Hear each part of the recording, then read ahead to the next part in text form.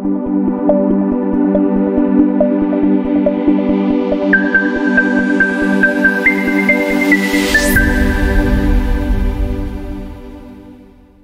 dear viewers and listeners, Assalamu alaikum wa rahmatullahi wa barakatuh. Welcome to the first ever HIC Founders Focus podcast, where we sit down with businessmen and entrepreneurs and discuss their business path and their path to success. My name is Shozabali Ibrahim and I'm your host for the evening. Today's episode has been sponsored by Ash's Ice Cream Shop. My guest for tonight used to be a teacher in special educational care. But then he decided he wants to sell steaks to his customers medium rare. Let me introduce you to the part owner of the first ever halal steakhouse in Peterborough, XOXO, Mr. Mohammed Ali Damani. Mohammed Ali, Assalamu alaikum. Wa alaikum assalam, Shazi. How are you doing? You okay? Yeah, good. I know you wanted to make that rhyme, but it was there. Care, that was rare, a proper bad it was dad there. joke. It that was there. Such a bad dad joke. Oh my god. Well, father of four, father of two. We have to include some dad jokes there. It comes with the age. It comes with the age. So, owner of a steak house in Peterborough. Yes. Well, first off, thank you for having me. No problem. No problem at all. We're glad to have you. I saw Mac's interview, and we'll start off by saying the same as what he did. You know what? It's amazing in here. Walked in, it looks like a bit starstruck. You don't expect to walk in and see this kind of setup. So massive, kudos to the AV team at the back. I know Minhal's there working hard, and I'm sure you've been working really hard as well. Thank you. Whilst you're fasting, so I'll give it to the AV team as well. Go easy on me during the interview today. Oh, there's some tough questions here. There are some very tough questions. So okay, well let's see how we're getting on. Before we dive in, go on. You were a teacher, a 9 to 3:30 teacher, who then gave it up. All right, before you say anything else, because I know we've got a lot of teachers in the community, right?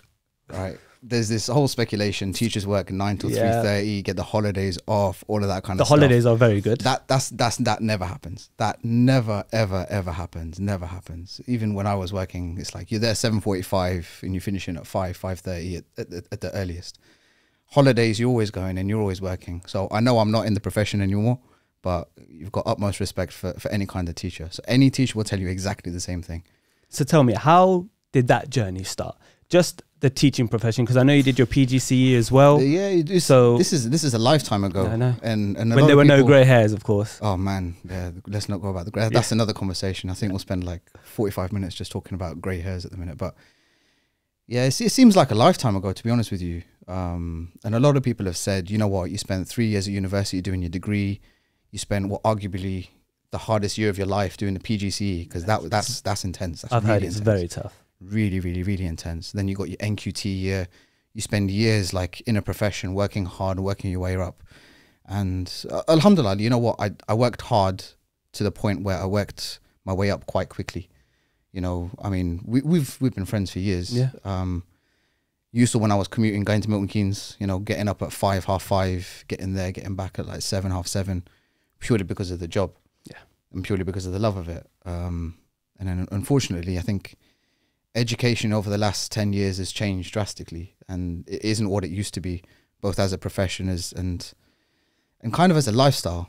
I mean, in the life that we have. So that the set timetable you have, you only have the summer holidays off, you only have like the Easter week off every time you're working. Yeah, and I guess you've got to weigh it up. And I was at the point in my life where, I've got the girls, I've got my wife, I've got, businesses that we're running, and you've got to see that actually where's the most appropriate for me to spend my time. And this time you've got, especially with the young ones, you're not going to get back. Very true. However, going at that, setting up a business, running a business, that takes your time left, right and center. 24 hours, 7. I mean, come on, just before we started the podcast, we were just about to start. I was like, yeah, okay, you guys are ready to record now. Phone call, straight through. And unfortunately that happens. But yeah, I mean, education it seems like a lifetime ago. I'd like to touch back and maybe get into it one day. But at the minute, I guess like priorities are elsewhere. In terms of the steakhouse, like, that's been... How did the opportunity come about? Because I know you have a really, really good business partner who... Yeah, I mean, me and Samir. So Samir is my business partner for the restaurant. So it's me and him together with that. And we've been friends for a long time, like over 10 years. And, meeting him and just having communications with him changed my life, I think, completely. Just when you're sitting, when you're chilling, whether whether you're eating dinner or just chilling at someone's house, when someone's got a different mentality and different viewpoint of life, it kind of puts things into perspective a little bit more. But the whole thing with XO is we'd always go out to eat, but there was nothing in Peterborough where you'd sit down, you'd want to take your family, and you're able to have a nice meal, decent service, decently priced, and decent quality. Loads of people, I mean, just as much as I do, we used to go to Leicester, we used to go to Birmingham, Manchester. We've munched in Birmingham loads of times. Yeah, we have. Loads of random places, and some of them have been nasty. Let's be honest. I'll tell you guys straight off. If Shozi's telling you to go to a place to eat, no.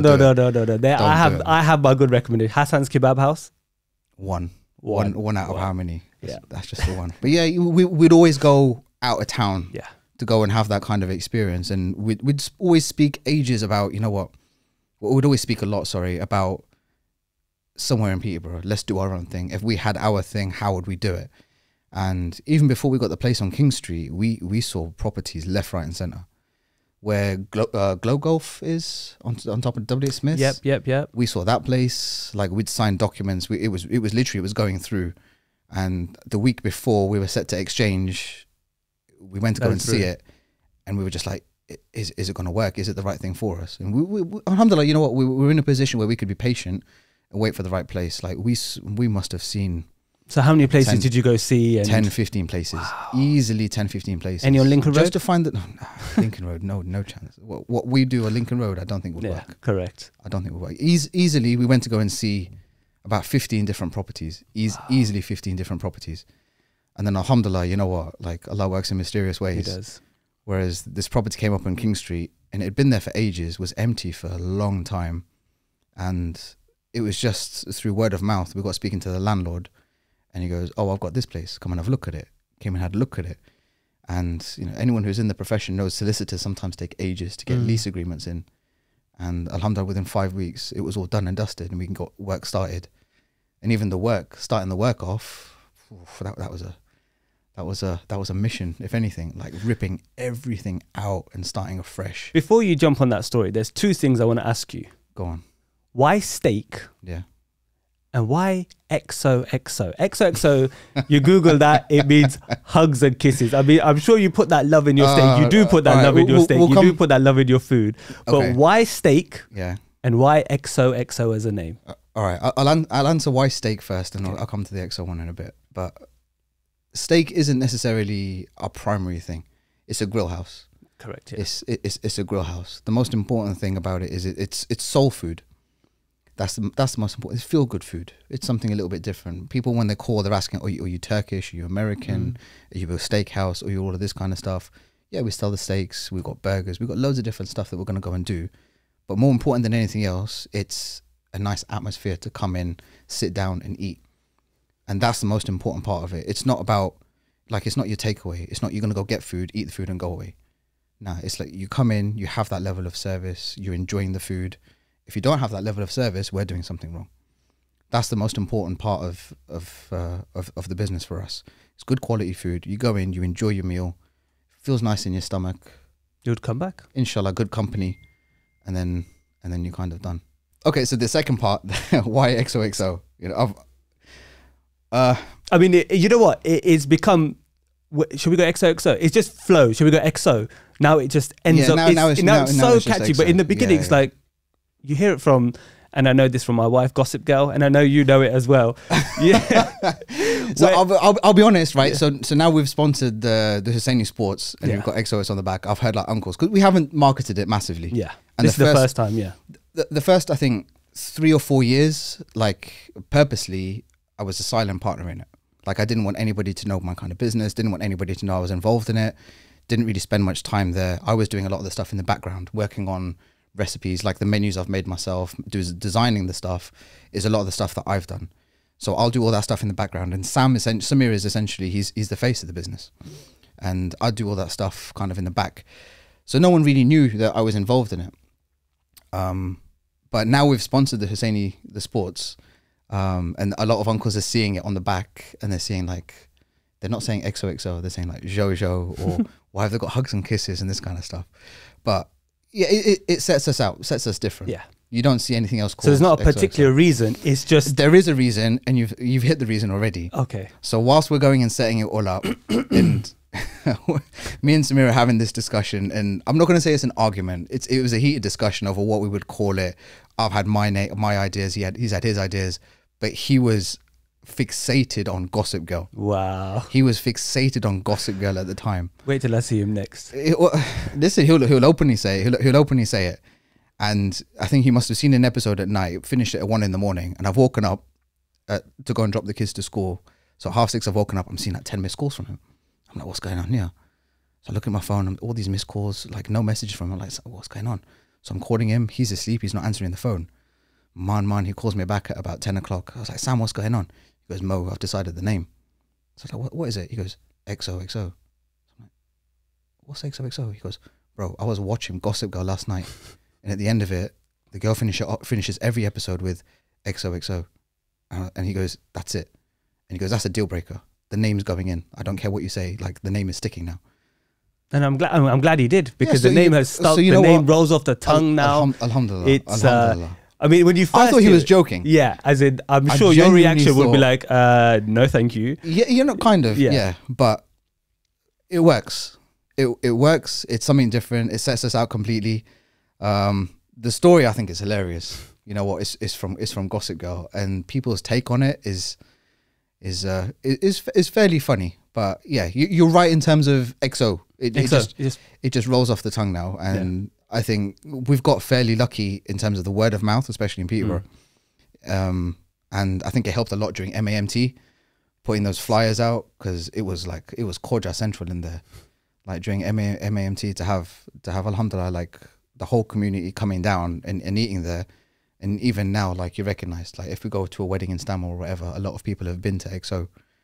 So they're like, oh yeah, you're from It's the XO. fact that Peterborough doesn't have a grill house or a steak house. They have the standard, you know, the sizzling grills. They have a few restaurants here and there. But Yeah. when you want a proper piece of steak with some mashed potato and gravy, you know, That's not your order, though, that is not my order. No. Yeah, so my order is a fillet, chips, and peppercorn sauce. But how do you get your steak cooked? That's the Medium question. rare. That's why I mentioned it in the beginning, because that's how Medium I rare. like my steak. Actually, you were the one who told me. Okay, you know I what? used if, to. If we're going to touch on this one, I need to look at the camera and say it. Which camera am I looking at? This one here. Don't get your steaks cooked well done. If you get steaks cooked well done, you're ruining the steak. Completely ruining the steak. There is one guy that has his steaks Burnt. burnt. Fully burnt. And you know exactly who I'm talking Yep. about. We can't drop any names, can we? But yeah, burnt steak. Coming back to the business. Yeah. You said that you've signed the lease, alhamdulillah, in 5 weeks. It was all there, ready to go. Yeah, and we started the work. Yeah. What were some of the biggest challenges that you faced when starting the business? Everything was a challenge. Everything. Everything was a challenge. Okay, so name me the top 3 challenges that come to your head first, and how you overcame them. The point is that people who are listening to this show, Yeah. they might have aspirations on opening something in the hospitality trade. They might be facing the same problems that you faced. Your solutions could be the light bulb moment. Yeah. One of the biggest ones is dealing with workers, as in dealing with contractors, in terms of getting everything set up. We were naive in thinking that, yeah, we know what, we can manage it ourselves. We've got a builder that can do this. We've got a plumber that can do this, an electrician that can do this. But it worked out so much easier, both headache, and we probably saved a lot more money in just getting a project manager. Okay. And getting a project manager, his name is Bilal, really, really, really nice guy. And you know what? He managed pretty much everything. He knew when the plaster was going to come in. He knew when the electrician needed to do certain things. And the way he got it all to fit in together, phenomenal. So it saved us so much time, so much headache, so much effort. That was probably the best thing that we've gone and done. We tried it ourselves, and there's been other kind of business ventures that we've put down where we tried to go and kind of manage it ourselves. But dealing with all of that is really difficult. Unless you're really experienced in the trade, it's really, really, really difficult to do that kind of thing. But we're going back a while. Yes, And- because the business has been established for how long? Oh, I lose count. Been 5 years. I was going to say Five going between on to 5 6 to years. 7 years, definitely. Yeah, it's going on a little bit. But even buying some of the materials or buying equipment, like catering equipment is really expensive. You would not appreciate how expensive it is. We went in there thinking, yeah, it'd be same as domestic appliances, but commercial stuff. And then you've got to think of commercial gas coming through. And then you've got to deal with utility bills that are coming through. Yep. Then you've got to deal with the council, and council are a headache in their own kind of thing. But alhamdulillah, you know what? It all came together really well. And they say that, you know, when it's meant to happen, it's meant to happen. And alhamdulillah, it all kind of came together. But I think one of the biggest challenges in setting it all up is not appreciating what the business is going to be like when you open up. The first 6 months, you know what, alhamdulillah, we were thinking, yeah, you know what, we've done it. We've done it. We've made the business. We've set it up. Everyone's loving it. Everyone's liking it. But I think the issue was we didn't realize after 6 months that new feel kind of goes. We're off. Yeah. And everyone says, you know, the first year of business is really, really, really difficult. Those first 6 months were amazing. Absolutely amazing. The 6 months after that, oh man, people don't get you ready for that. That's where you've what slump are you talking about? The people coming through the doors? People coming through the door, keeping that level, keeping that level of that consistency, keeping that standard is really difficult. When something's new, yeah, you put all of your effort into it. After 6 months, it begins to die down a little bit, and you've just got to constantly be on your game all the time. And that's what we learned, and we learned the hard way. We learned the hard way. We know there were complaints coming through the door with the customers weren't really happy with the starting kind of level of service. Some of our suppliers, their kind of stock had reduced, their quality of stock had reduced big time. Their quality reduced really, really, really big. Their T-bones were coming in at half the size that they were supposed to be. And finding a decent halal supplier for high quality meat was quite challenging back then. Now, alhamdulillah, you've been in the industry for a while. You build up these different contacts. So then how did you start that rapport? I'm sure in the beginning there were a lot of taste tests and... Bro, you know what? So alhamdulillah, let's say, like, we'll paint a story a little bit that we know what, we've got all the work done. Sam's really, really, really picky. He's a perfectionist. So he has to have everything inside the restaurant looking top notch. Yes. Like absolute top notch. All the tables ready, everything ready inside. So that's all been sorted out. We've sorted out hiring of staff, and before we were due to open, 5 weeks before is when we'd employed our staff. This is chefs. Chefs were employed way before that because we were getting all the recipes and everything sorted.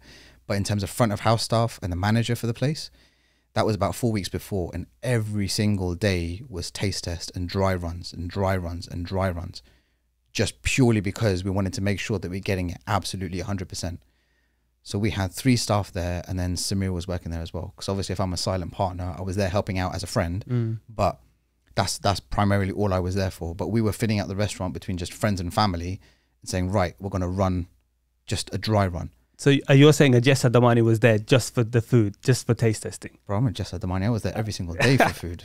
Every single day for food. But yeah, we ran dry runs for about 4 weeks. We were doing dry run every single night. Wow. So for the first 2 weeks of that was they were ordering the food, and the waitresses and waiters were putting it in the EPOS and getting it done that way. The last 2 weeks, it was about they were ordering, the food was coming out. We were seeing how long it took to order the food, how long to make the drinks, what issues we had with the drinks.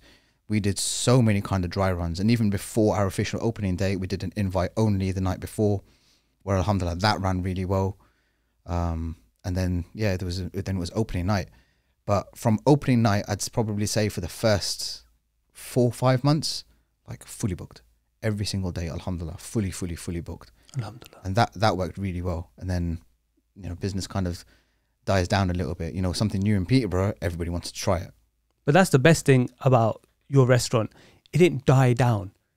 The hype was there, which is going to be expected, but it sort of maintained its level because you've come out with so many different initiatives. You came up with the lunch menu, which you can touch up upon. You've added stuff to the menu, which we will also touch upon. I mean, we've always been chopping and changing it. Throughout the years, we've always chopping and changing it. I think one of the mistakes that we made, especially after we opened, is we expected it to stay at that constant without putting too much effort in, which was, you know, the worst thing to kind of think about.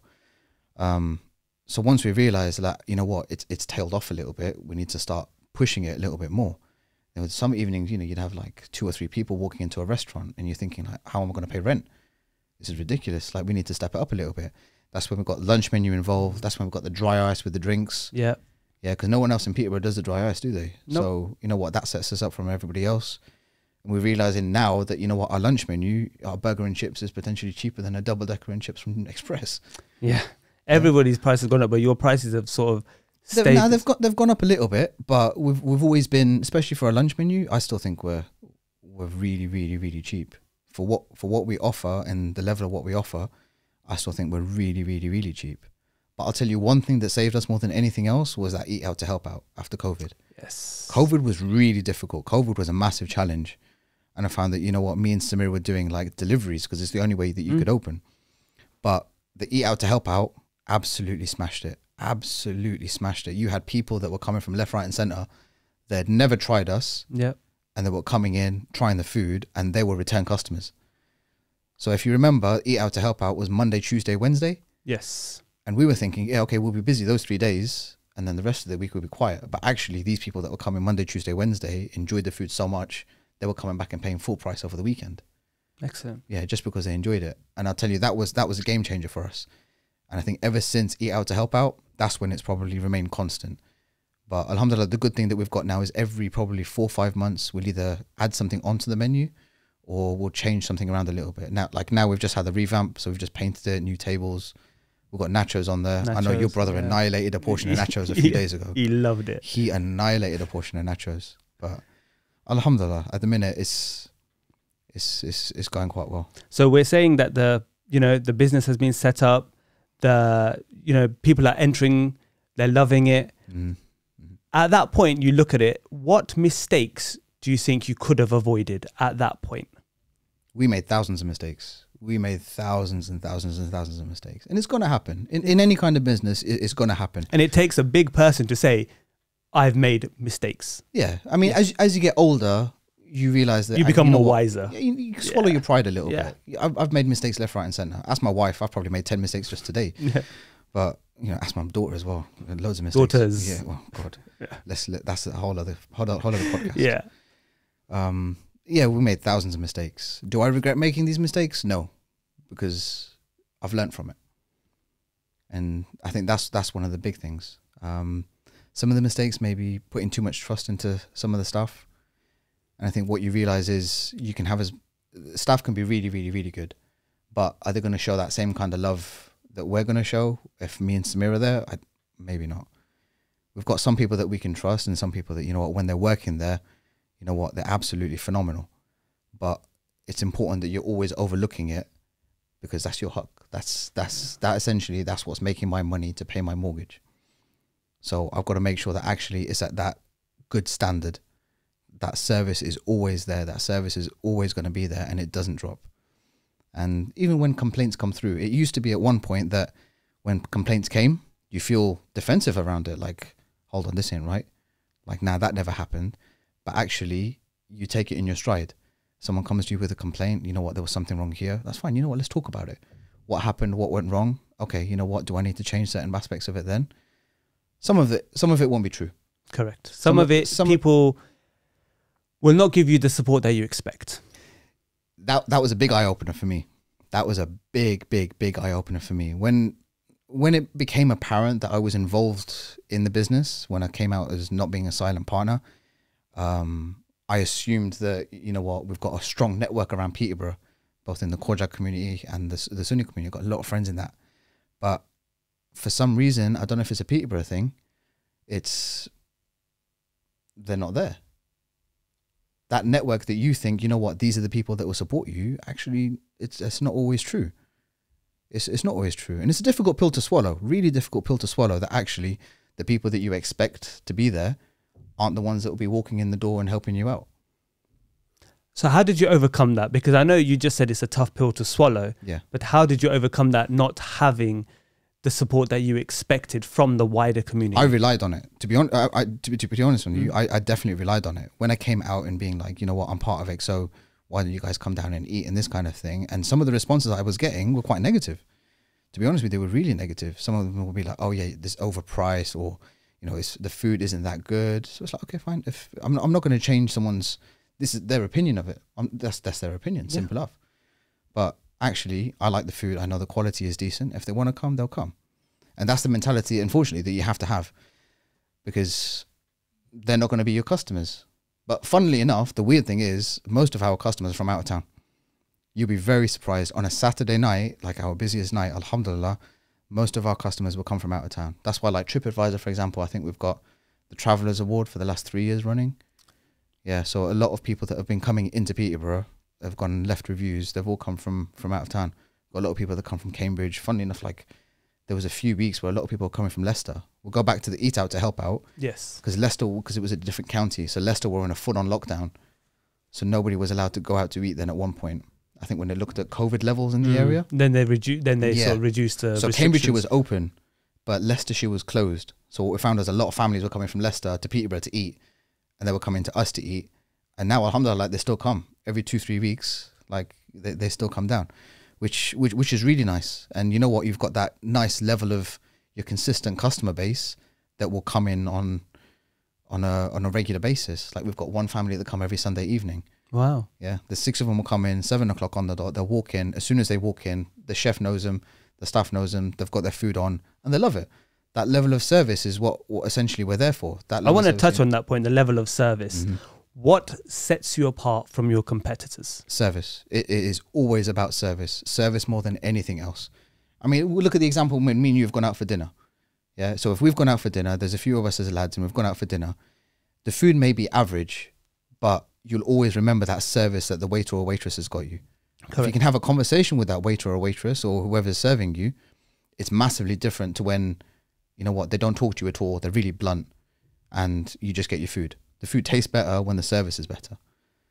So as soon as a customer walks through the door, they need to be greeted kind of as soon as possible. When they're sat on the table, you need to be talking to them, asking them questions about certain things. If they're looking at the menu, looking a bit confused, all right, ask them and find out what kind of things they like, what kind of things that they don't.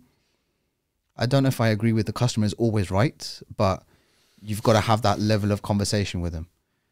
In an essence, they're going to put that money on the table that you said pays your mortgage. So even if a customer's, I'm sure this has happened many times in a steakhouse, in your grill house, where they've said, this is not medium rare. And you know it's medium rare. Yeah. You still have to take that steak back to recook it or to make a new one, just so that customer can be happy with that. Yeah. And unfortunately, is what you have to. It goes with part of the job. But we just got to be consistent with what we do. Yeah. So I don't want to generalize, but especially like our community, if you get a steak cooked medium and there's a little bit pink on the inside, it's rare. It's gacho. It's gacho. Yeah, it's gacho. It's rare. On a burger, okay, it might be a little bit different if it's a burger, if it's mincemeat. But when it's a steak and if that's for something medium and it's come out red on the inside, I think that's one of them steaks that we made from the beginning. That actually, you know what, people will be aware of medium being pink on the inside. So now we know if a waitress is going up and someone's ordered a medium steak, that's fine. It will be pink on the inside. Are you okay with that? And you'll be amazed the amount of people will be like, oh, really? If medium is pink on the inside? And then they'll change their mind and then they'll get it cooked medium well done. So it's a little bit less. But I will say, like 9 out of 10 customers that I've served, as soon as I've said, I would suggest a medium. It's pink on the inside. Doesn't mean that it's rare, but the flavor changes massively. Yes. Yeah. It does. I rememar when we first sat down and we did that. I was one of those that used to get medium to well done. You convinced me to go a bit less, go medium rare, and it just a game changer. It's a game changer. And that comes with the knowledge that you have. And you've known from the beginning. I've been a foodie my whole life. Oh, foodie your whole life. I'm the biggest critic. When it comes out for food, how many times have we gone and said, you know what, I'll critique everything, left, right and centre. I would always critique it. Sometimes it's so hard. It's like, Mumdi won't like that place. He won't like that place. He won't like that place. We just end up in XO. Because you can't complain about that. I wouldn't say that we're perfect. Of course. I wouldn't say that we're perfect. We've still got ways to go. And inshallah, you know what, we'll get there. Slowly we'll get there. We've worked hard to get to the level where we're at. And I think, you know what, inshallah, we'll keep on pushing forward and trying to kind of up it as much as we can. One thing that I want to say to both you and Samir, and I've said it to you both on numerous occasions privately, that it's kudos to you guys that you do not serve alcohol and you do not allow alcohol onto the premises. Because there are some restaurants in Peterborough that may not serve alcohol, but you can bring your own. Now, obviously, Islamically, we know that is fundamentally correct, and that is your HIC, as you said.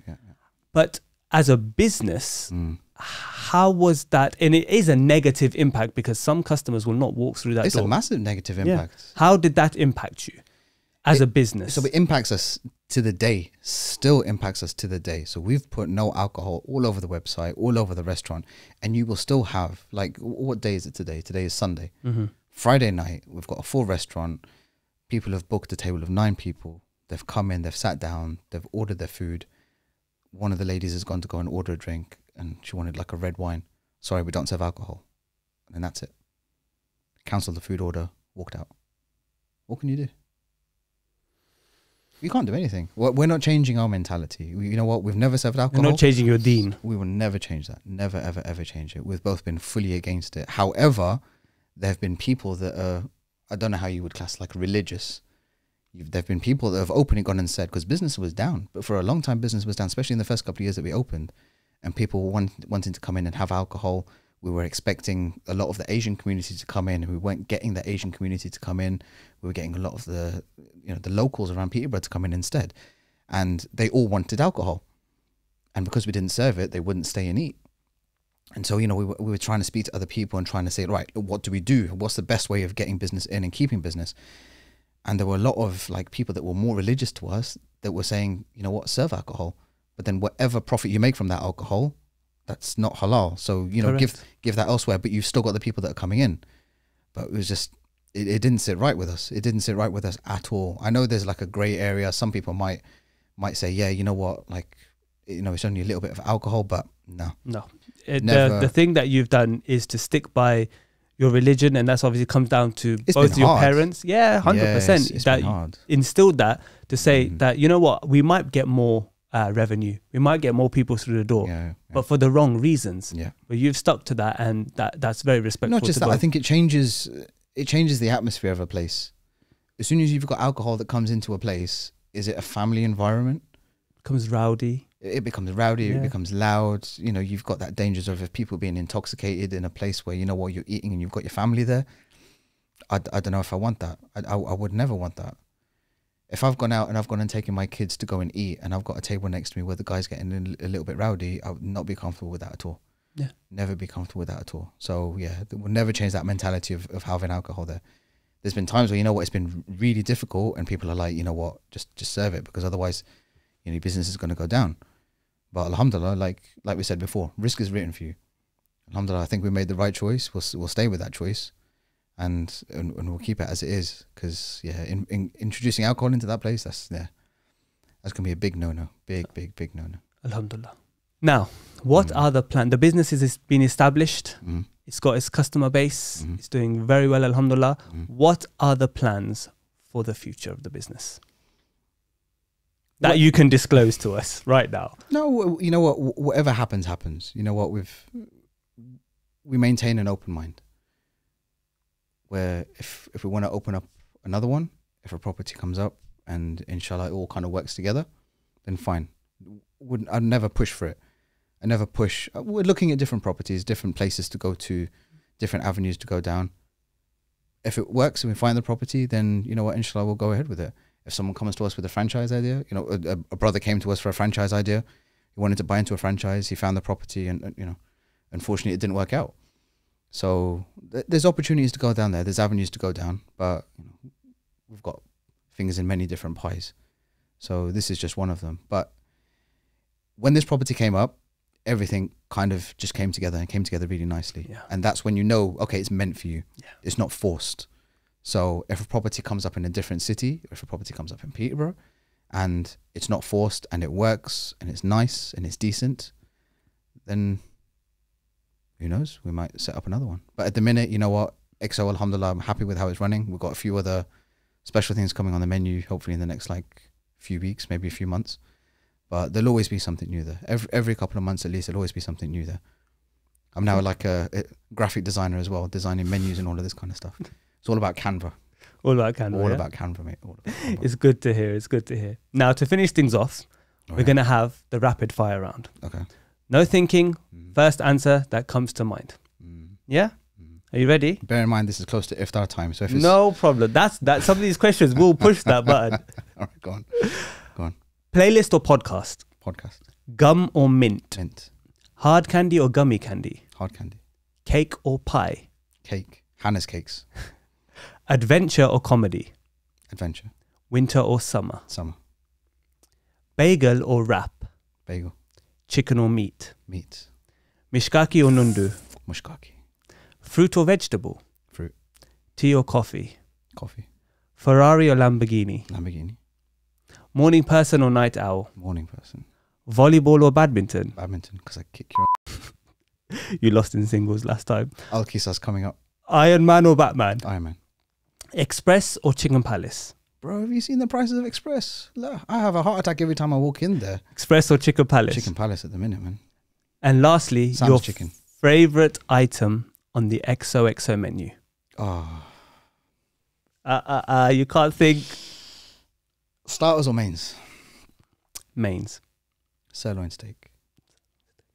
Well, Mohammed Ali, thank you very much. This has actually you've been an amazing guest. It's been inspiring to see your journey, and I pray that Allah subhanahu wa ta'ala always blesses your path, increases the number of XOXO stores, and as we said before, I take my steak medium rare. Inshallah. Thank you very much for having me. No problem. It's been a pleasure. Finally, to my viewers and listeners, this is Shazab Ibrahim signing off from the HIC podcast. I hope you enjoyed the journey as much as we did bringing it to you.